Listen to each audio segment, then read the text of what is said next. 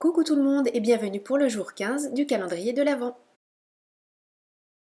Aujourd'hui une petite carte très simple à réaliser mais avec un petit truc en plus entre guillemets puisque on va l'ouvrir, il y a un volet sur le devant qui va tourner et permettre de révéler le message que l'on souhaite écrire à l'intérieur, sachant qu'il y a également de la place à l'arrière pour écrire un long message. Alors pas de panique si ça vous semble aller vite, si vous n'avez pas le temps de relever les dimensions, il y a un schéma sur le blog et vous trouvez le lien vers le blog juste sous la vidéo. Je coupe les parties qui doivent être coupées, je plie celles qui doivent être pliées et on obtient ce petit mouvement de balancier que je trouvais plutôt sympa à réaliser aujourd'hui. J'avais envie de faire une carte dans cet esprit-là. Et si vous cherchez sur internet, vous trouverez plein de modèles toujours sur le même principe mais avec des dimensions différentes et puis vous pouvez adapter aussi celui-ci avec vos propres dimensions. Bon, cette année je suis très craft, très bois, très rouge et vert, bref. J'ai choisi un papier de la collection Crazy Little Craft Automne Flamboyant avec cette impression bois. En fait, une seule feuille de 15-15 va suffire. Je la coupe en deux. Une seule feuille parce que j'ai choisi de n'habiller que le devant, moi. Comme ça me laisse de la place à l'arrière pour écrire mon message. J'ai coupé les rectangles à la dimension dont j'avais besoin. Bien sûr, il faut se débarrasser de ce qui gênerait les volets. Donc, petite astuce, je glisse mon papier exactement à la position qu'il aura plus tard, et derrière le volet qui doit continuer à exister, je fais les repères en laissant la petite marge tout autour, d'un côté et de l'autre, parce que bien sûr le côté droit et le côté gauche, en tout cas sur le modèle que je vous propose, ne sont pas égaux, mais bien sûr vous pouvez choisir que tout soit parfaitement symétrique. Et j'enlève ce qui va nous gêner, que je vais garder bien sûr. Je fais d'abord voilà, les traits dans leur intégralité parce que déjà que le papier est foncé à suivre, c'est pas évident. Mais en plus, si je fais pas les traits complètement, il va y avoir des bêtises. Et bien vous savez quoi? Malgré les traits, il y a des bêtises. Je vous montrerai comment j'ai réglé ça tout à l'heure. Je découpe avec des ciseaux. Alors, je découpe, mais en n'allant pas jusqu'à la pointe de mes ciseaux parce que ça abîme le papier. Je vais vous montrer sur un autre petit morceau. Voilà, quand on coupe comme ça, vous voyez, c'est beau jusqu'au bout. Quand on coupe avec la pointe des ciseaux, on a une espèce de petite encoche qui se fait et c'est vraiment pas beau. Donc on ne va pas jusqu'à la pointe de ces ciseaux. Hop, ou à moins qu'on aime les encoches, hein. Moi je n'ai rien contre les encoches, juste là je n'en voulais pas. Et pour terminer dans ce sens-là, pour éviter d'abîmer mon papier, je le fais avec le cutter et pareil sur le second. Et là je les mets en place, alors celui-ci ça va, oh non celui-là, zut, vous voyez il en manque en bas. Et oui, le jour il est trop grand. Mais c'est pas grave, on va le corriger et ça ne se verra même pas.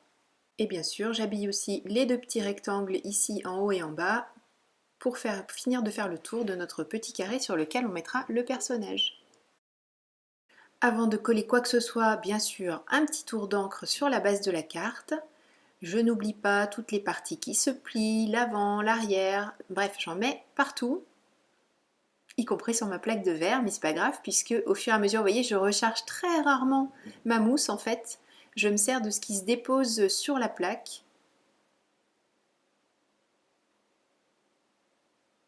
Et je vérifie que j'ai bien fait le tour.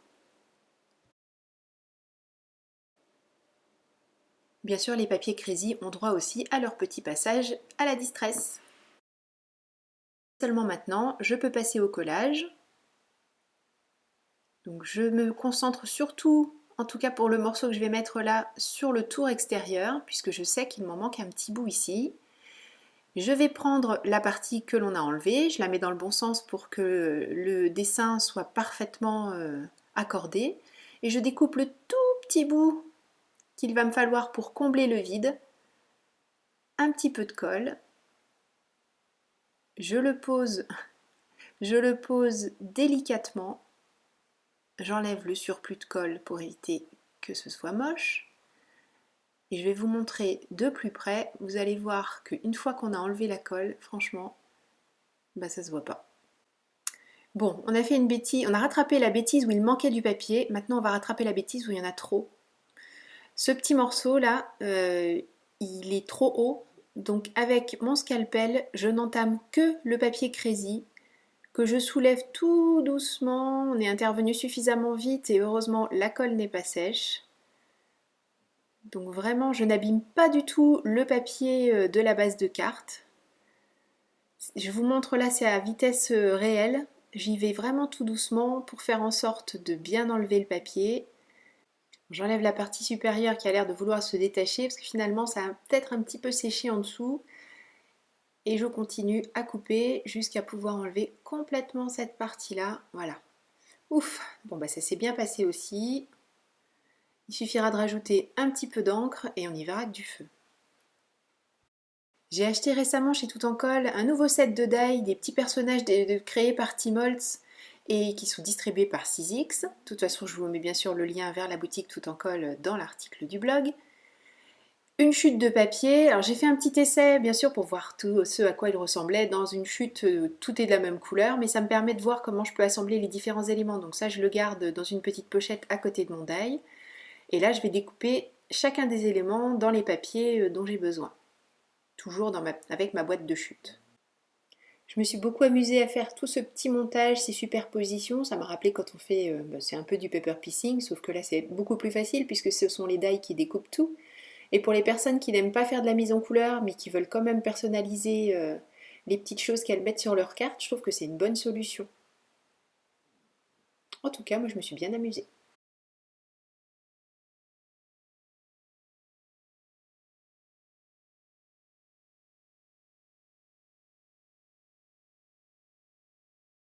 Comme finalement la couleur pour le nez et les oreilles ça ne me convenait pas, eh bien j'ai passé un petit peu de feutre à alcool et ni vu ni connu. Je vais rajouter des petites choses qui brillent.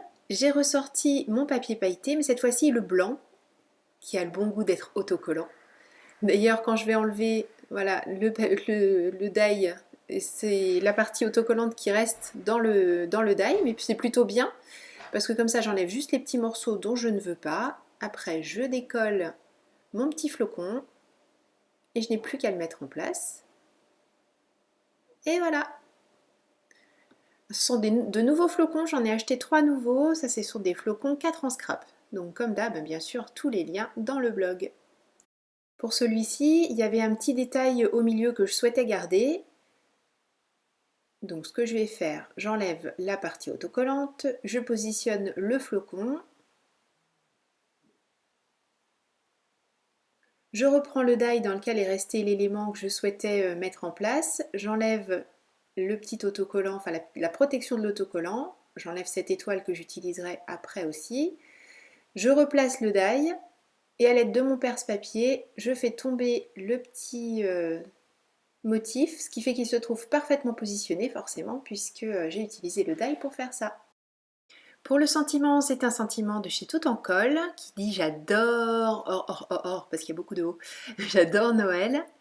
Je vais l'embosser sur du rouge, forcément pour faire un petit rappel du bonnet, et puis parce que je trouve que rouge et bois ça va particulièrement bien ensemble.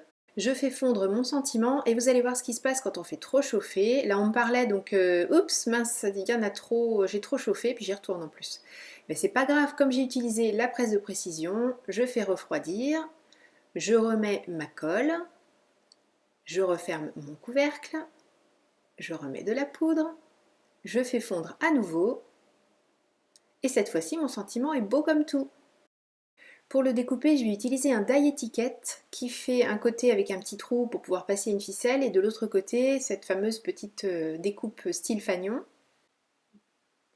Je le fixe bien sûr. Comme je le trouve trop long, je vais le recouper toujours en utilisant le die. Alors j'ai de la chance, juste ce que je dois enlever, ça passe. Je repasse dans la machine de découpe et je récupère le sentiment à la bonne longueur.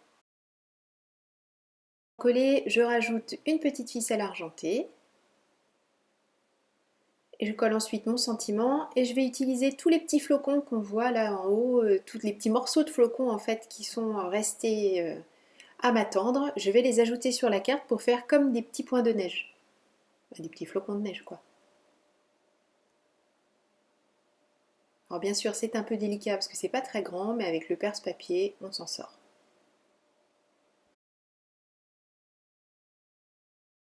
À ce moment-là je me dis bah, ça aurait été sympa de découper en fait voilà, le blanc du bonnet et du pompon avec le papier pailleté, mais qu'à cela ne tienne, je sors mon petit crayon paillette et j'en rajoute Et du coup, puisqu'il est sorti, j'en mets aussi sur l'étiquette. Et cette carte est terminée. Je vous donne rendez-vous demain pour une nouvelle vidéo. D'ici là, surtout prenez bien soin de vous, créez et partagez. Bisous, bye bye.